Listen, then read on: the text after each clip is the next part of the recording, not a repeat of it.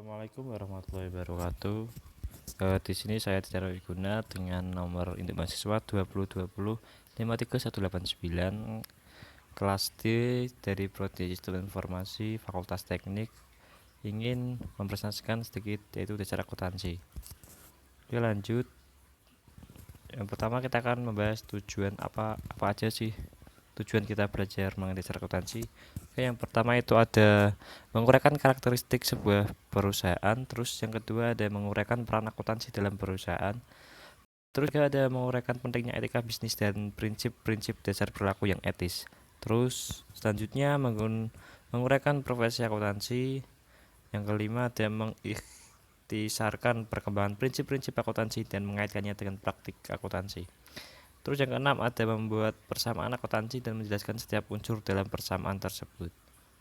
Yang ketujuh ada menjelaskan bagaimana transaksi bisnis dapat dinyatakan dalam perubahan-perubahan yang terjadi pada tiga unsur dalam dasar persamaan akuntansi.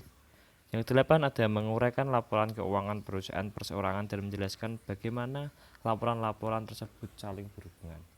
Yang terakhir adalah menggunakan rasio kewajiban terhadap ekuitas pemilik untuk menganalisis kemampuan bertahan perusahaan dalam kondisi bisnis yang buruk sekalipun.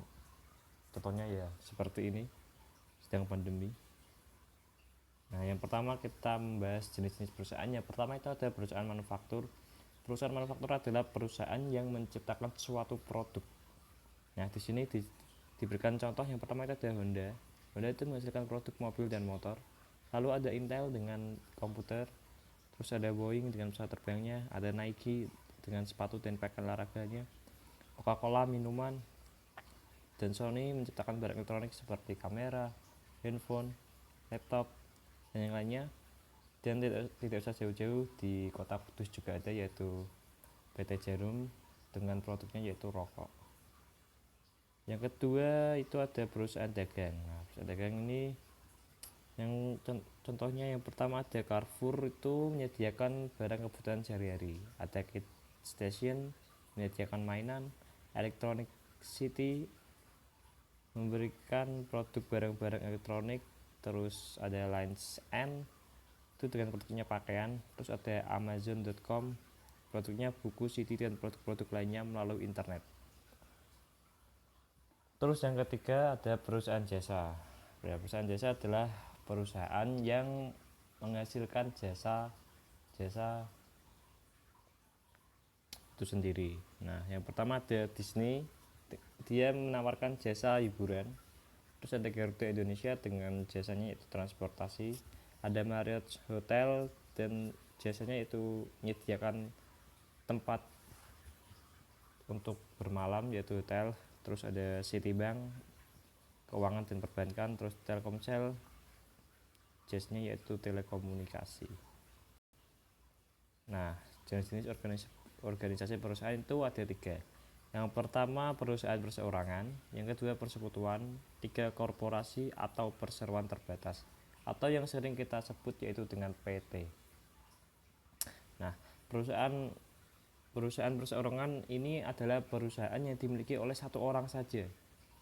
Biasanya perusahaan ini banyak dijumpai di desa-desa, dan sifatnya rata perusahaan yang seperti ini tuh masih kecil.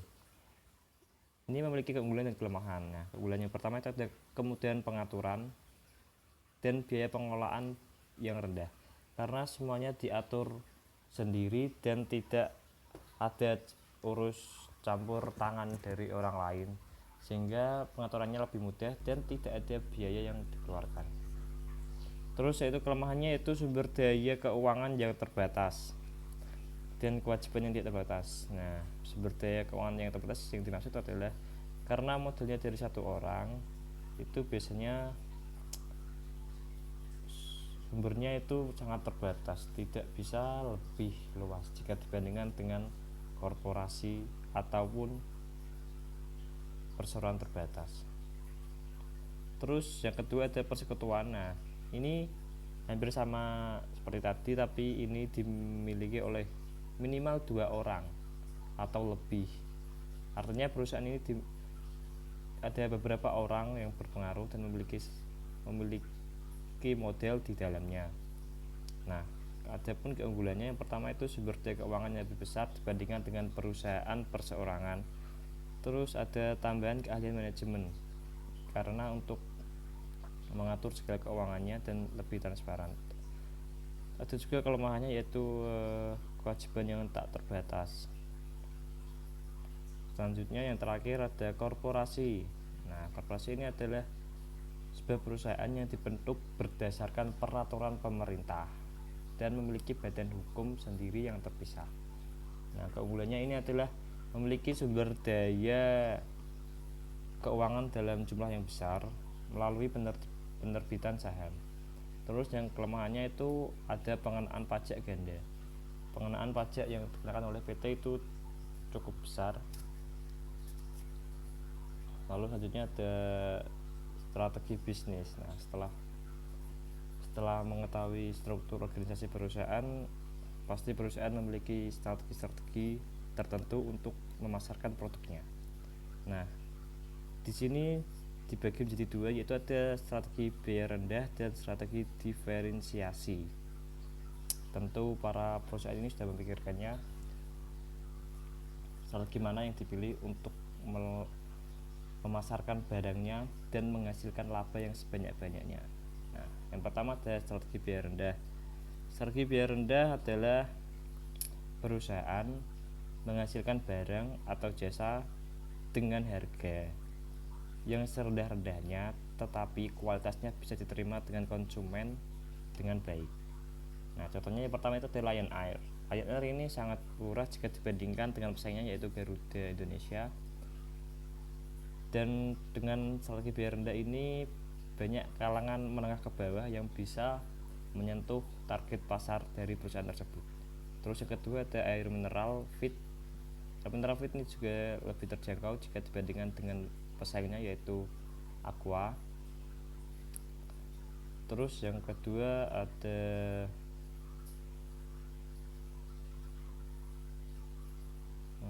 kelebihan.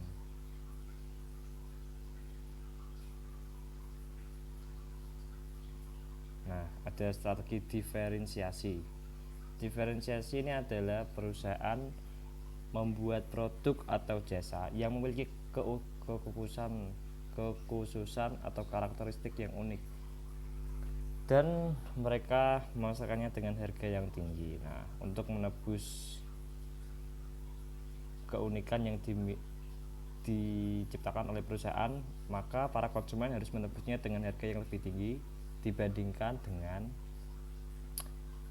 perusahaan lain. Yang di sini contohnya yang pertama ada Designer Bian, terus ada Electrolux. Jika di mobil ada Rolls-Royce dan masih banyak lagi. Selanjutnya kita ada rantai nilai sebuah perusahaan. Rantai nilai adalah cara yang dilakukan perusahaan untuk memberi nilai tambah bagi pelanggannya melalui pemrosesan input menjadi produk atau jasa. Nah, yang pertama itu input, barang mentah masuk, lalu terjadi proses bisnis,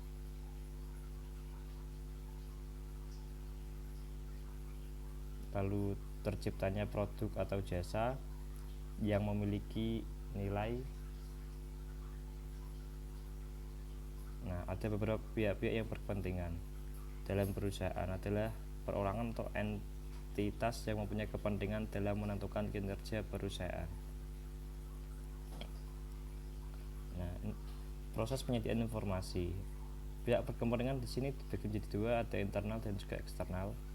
Yang pertama internal adalah pemilik, manajer, karyawan. Di sini tugasnya itu mengidentifikasi pihak-pihak yang berkepentingan atau menyediakan informasi-informasi yang dibutuhkan oleh pihak-pihak tertentu. Terus ada eksternal yaitu pelanggan, kreditor, dan pemerintah. Itu menilai kebutuhan informasi dari pihak-pihak yang berkepentingan.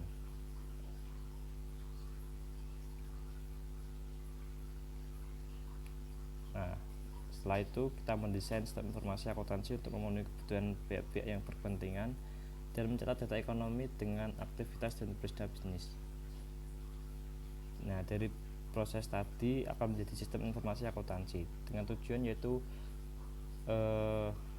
data-data tadi bisa dipahami oleh pihak-pihak luar dan tentu saja pihak internal juga.